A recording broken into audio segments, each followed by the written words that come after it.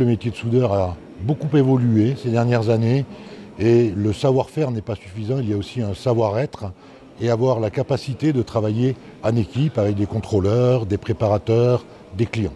La particularité de cette formation, c'est que les entreprises sont au cœur du dispositif et que c'est avec elles que nous avons bâti les cahiers des charges.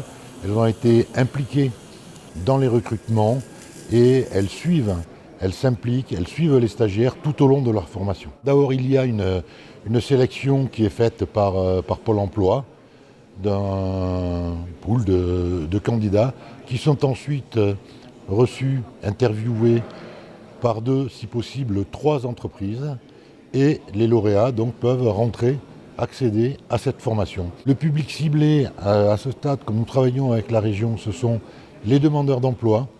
Donc ce sont des gens qui sont attirés par ce métier, certains qui sont en reconversion et ce sont des gens donc, qui ont fortement motivés, qui ont choisi cette voie. C'est un choix qu'ils ont fait et ils s'impliquent. Ça n'est pas une voie prise par hasard. Sur cette formation, nous avons organisé les tours de table avec les entreprises, réussi à faire collaborer des sociétés qui sont concurrentes pour qu'elles comprennent qu'il y avait plus à gagner à travailler en commun, à régler ensemble le problème qu'ils rencontraient chacun séparément et évidemment à faire le lien également avec la formation au niveau de la région. Face à la réussite de ce dispositif, du modèle adopté, puisque je rappelle que c'est 90% d'embauche à la sortie de la formation, donc le modèle va être dupliqué à d'autres métiers de la métallurgie et notamment les tuyauteurs et les chaudronniers. Ce qui est complètement original, c'est de voir des entreprises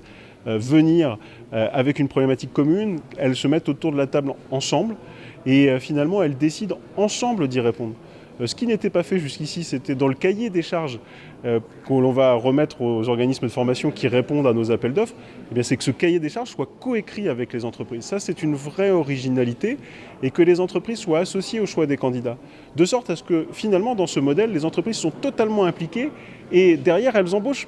Puisqu'elles ont choisi les candidats, elles ont choisi les modalités pédagogiques. Il est logique que derrière, l'insertion professionnelle soit au rendez-vous quasiment à 100%. Parce qu'elles investissent, elles y prennent du temps et nous finançons, c'est gagnant-gagnant. Sont moins de demandeurs d'emploi à l'arrivée et plus de satisfaction pour les entreprises qui peuvent répondre à cette problématique de ne pas parvenir parfois à se développer, faute de trouver le personnel qualifié. On a une vraie problématique dans la région et dans le Cotentin en particulier, c'est d'avoir des demandeurs d'emploi. Certes, le niveau de chômage diminue, mais il y a encore des demandeurs d'emploi et parallèlement des entreprises qui cherchent du personnel qualifié.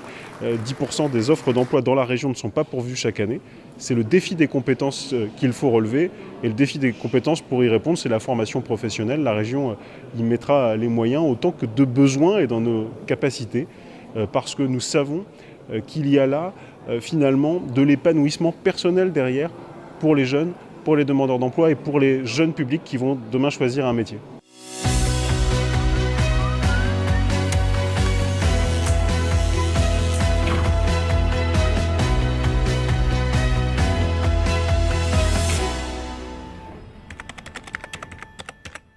À bientôt sur tvi.tv.